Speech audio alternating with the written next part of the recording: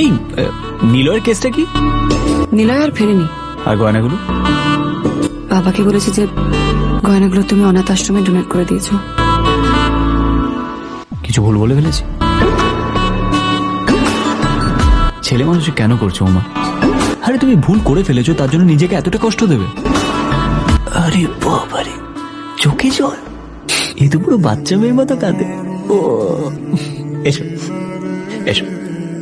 দেখো উমা, আমার দায়িত্ব ছিল তোমাকে এই বাড়িতে ফিরিয়ে আনা। আমি এনে দিয়েছি, এবার আমি টাটা। যাবেন?